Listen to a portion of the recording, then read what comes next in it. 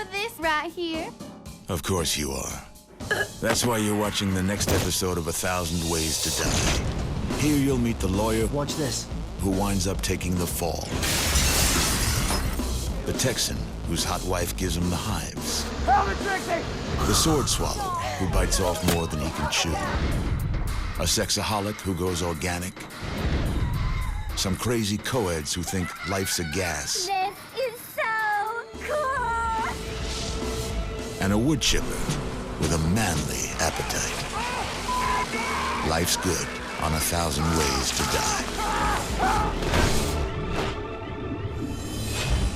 Warning. The deaths portrayed in this show are real and extremely graphic. Names have been changed to protect the identities of the deceased.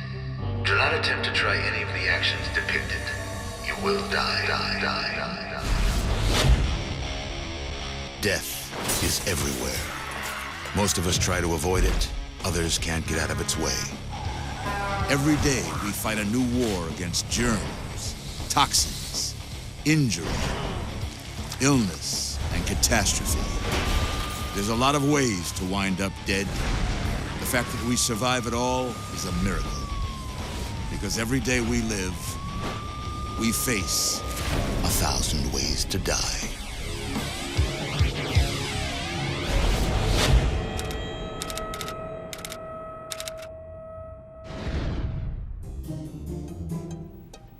Great view, isn't it? Ian Campbell was very impressed with his law firm's new offices. But the thing Ian was most impressed with was himself. Did you know I have a Lamborghini? One of his favorite pastimes was hitting on the firm's new female associates. Good places to eat. You would think a smart lawyer would know better, but Ian was a sexual harassment case in a $1,000 suit. Partners at law firms have a lot of power and influence over the careers of brand new associates. You really need this job, and you're really at this guy's mercy. Great view, isn't it? Ian had a prank he liked to play to impress the ladies. In a conference room on the 40th floor, he'd get a running start and throw himself into the window. The tempered glass would always bounce him back. Tempered glass is just unpredictable. It was developed as a safety technique so that people wouldn't get cut on it. But on sudden impact, it can just explode. This building's amazing. Watch this. Maybe this sleazebag lawyer just ran out of luck. Or maybe it was the way his Rolex caught the glass. Because Ian took a running start. And never stopped. Oh my God! Once they discovered that their imminent death is there, they most likely would have pissed on themselves. He probably died instantaneously from the skull shattering on the ground and his brain herniating out into the street. His spine probably shattered along with his skull and severed his spinal cord, killing him.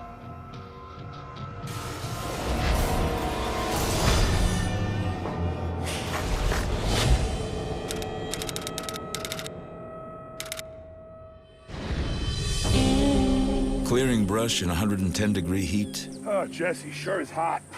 It's a dirty job, but someone's got to do it. Tiny and Dale just wish it wasn't them.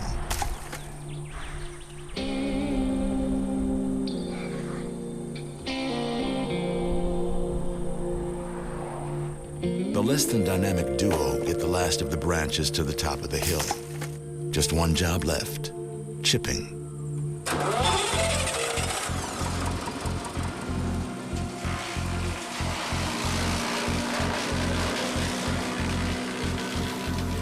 As machines go, a wood chipper is a low-tech brute. Branches get fed in, spinning blades grind them up, and wood chips get spit out. But it's never easy with these two. The last branch gets stuck. There's a case of cold ones and a cage fight waiting for them back at Tiny's. It was time to man up. Dale tries forcing the branch through with his feet.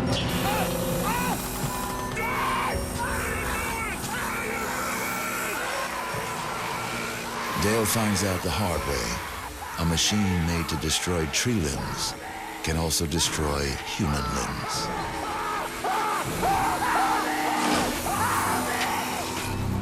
Unfortunately, he probably did feel everything that was going through him, starting with the toes and the foot, just chewing through the tissue, ripping muscle from bone, tearing apart the bone itself.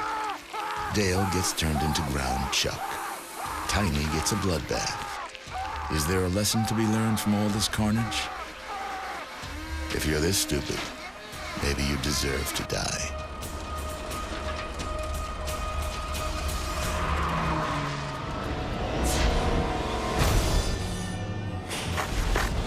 Eat paint, buggo. Up next, Yeah. horny hubby goes one-on-one with hornets. And two college kids find out that life's a ball, Oh my God. then you die.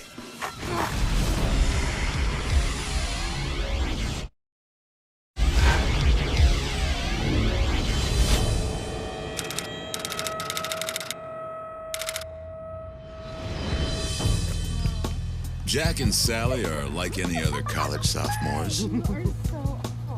Horny. By the looks of it, Jack's barking up the right tree. But then, a vision appears. Check this out, check this out. Across the campus green, something draws them like moths to a flame. A giant basketball, a leftover from yesterday's pep rally. You have to get inside of this thing. The perfect place for a once-in-a-lifetime quickie. Sally finds the way in and pulls its zipper down faster than Jack's fly. A peek inside leads to a surprising discovery. This is so cool. Their party balloon is filled with helium. Oh yeah.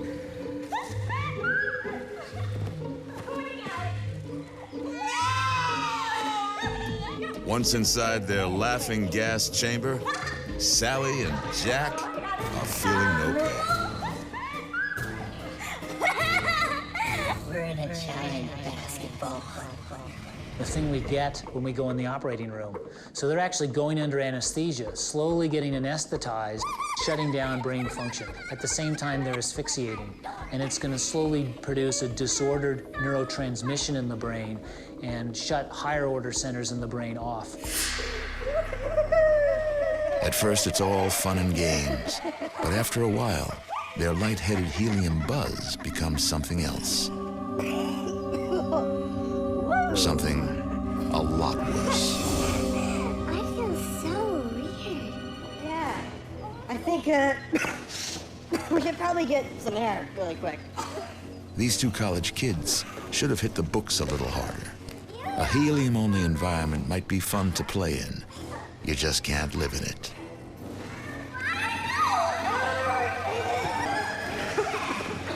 Jack and Sally spend their last moments disoriented, unable to find the magic zipper. Keep looking. Finally succumbing to the lack of oxygen. Once they locked themselves inside their funhouse, it was only a matter of time before their fun turned to none.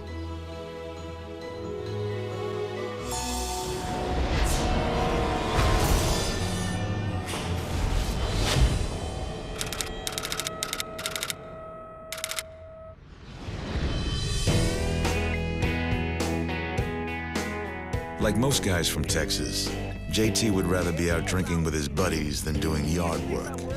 But he was no match for his smoking hot wife, Trixie. Oh, I gotta go.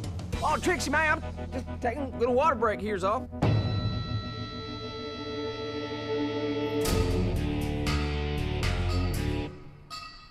Did you like what you had last night? Oh, hell yeah, I do. Are you horny for this right here? Yeah, baby, I'm horny for some of that. All right, well, put your stinger away and get rid of that hornet's nest. Do it. You're my queen. Threatening to turn off the nookie nozzle was more than JT could bear. It was time to go to war. I'm doing my business. Come on. Come on. There are a few hundred hornets in this nest. You have to understand that insects do an important job in nature, whether they're harmful to us because we make the mistake of disturbing their nest or being in a place that they want to be. Come on. JT was striking out with the Hornets, but this was Texas. When all else fails, hit the gun rack. Being more of a suburban cowboy, JT came back out clutching his weapon of choice, a paintball gun. All right, then. You think you can come between me and the sanctimony of humping my wife? Well, eat paint, buggo! Yeah! Oh, yeah! Who's the man? Who's the... Whoa. JT should have thought first and shot later. When threatened, hornets mobilize their entire nest to sting in defense. The first hornet in sprays him with an alarm pheromone. The other hornets use the scent of the pheromone to zero in on their target. JT didn't know a lot about anything, including himself. For example, he had no idea he was allergic to bee venom. He had a severe reaction called anaphylaxis and collapsed, covered with welts from hundreds of hornet stings. What this means is his blood vessels dilated, causing a drop in blood pressure. The airway to his throat and lungs became swollen, making breathing impossible. He quickly went into shock and never recovered. JT died a noble gunman, fighting for the booty rights to his Texas maiden. Happy trails, cowboy.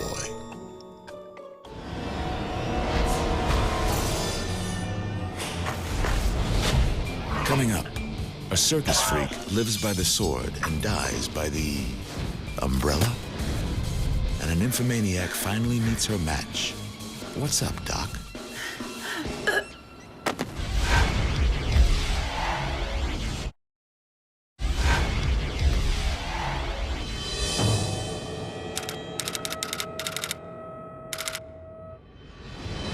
Come on inside. You're going to see a show that you've never seen before.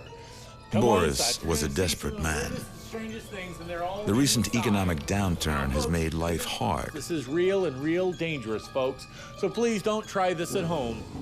Especially for a 7-foot sword swallower.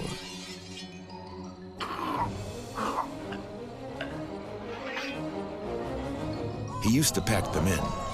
Now he was lucky to get a busload of blue hairs on their way to Atlantic City.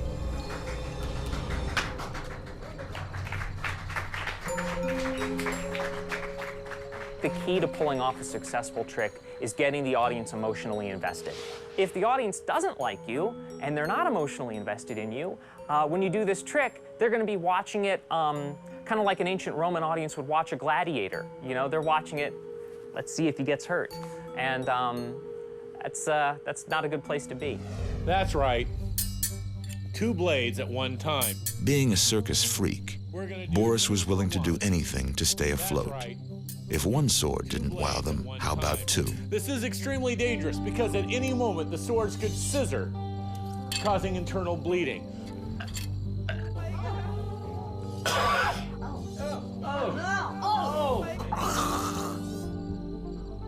And if that didn't do the trick, he'd take challenges from the audience. This day, some cranky old pensioner handed him his umbrella. Hey, big guy, huh? How about my umbrella, huh? Huh? Hey, come on, let's see. Desperate times call for desperate measures. In a dramatic flourish, Boris hoisted the umbrella over his head and proceeded to jam it down his big and tall gullet. It was a frightening and disgusting display, but the audience couldn't turn away.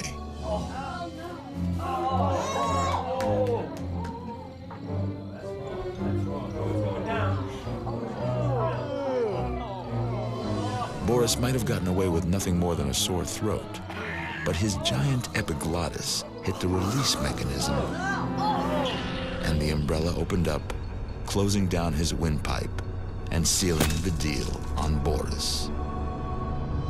Just about the stupidest thing I could ever think of swallowing would be an umbrella. I've never done it and I never will. It could open up, and if that happens, A, it's gonna get lodged in so you're not gonna be able to get it out, and in doing so, you're gonna be ripping the hell out of your esophagus. And also, your trachea is gonna be blocked, and your windpipe, and you won't be able to breathe. So you're screwed.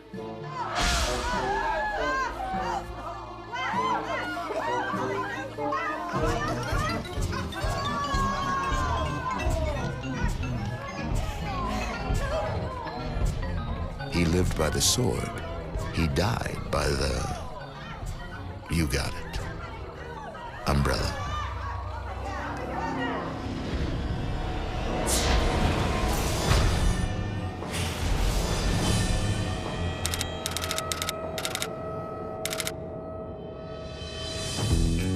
Some people just seem to ooze sexuality.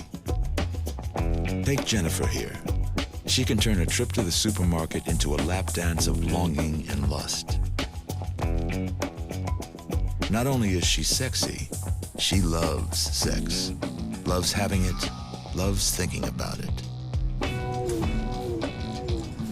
Right now, she's thinking about the hunk over there stacking cukes. But she's got a date with some girlfriends in from out of town. Too bad for you, cuke stacker. You have no idea what you're missing.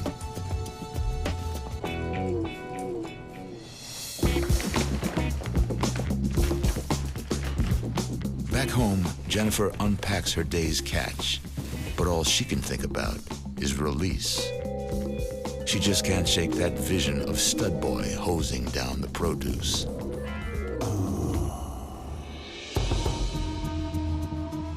It was time to go organic.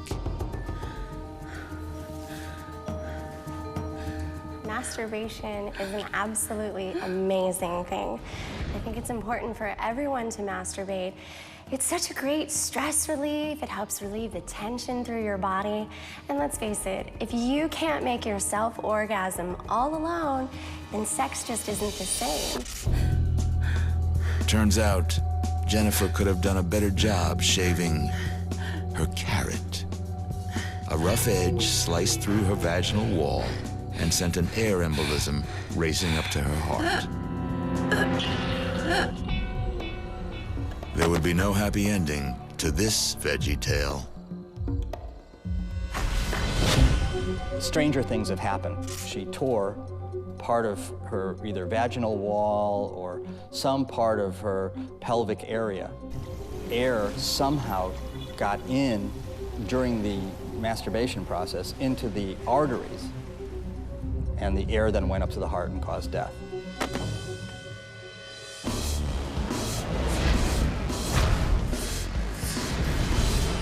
When we come back, a motorcycle racer goes to pieces on a dry lake bed.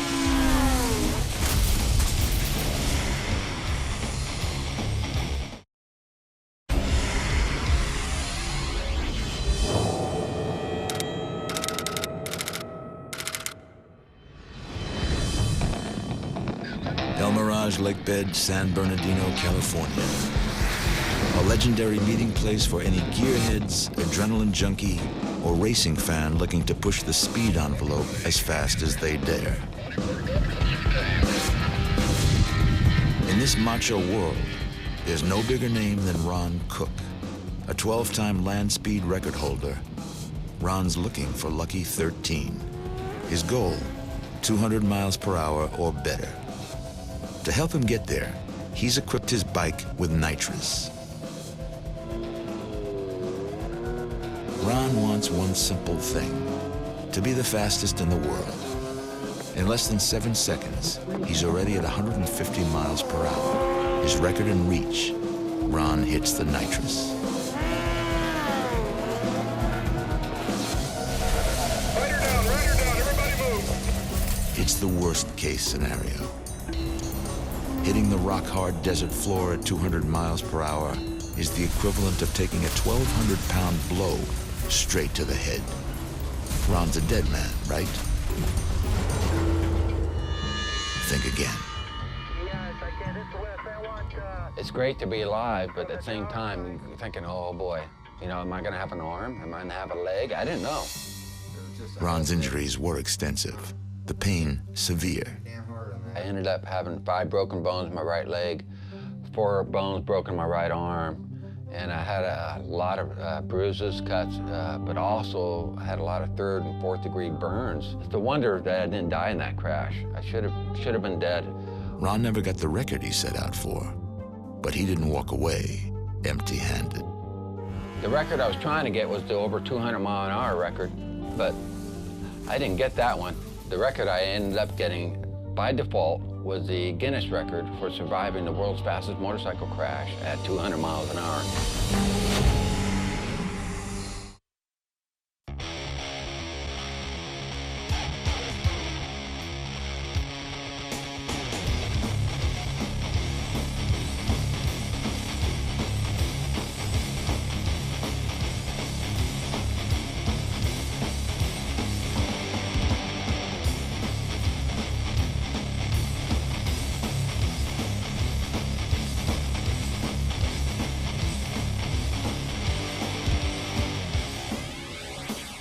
It's original.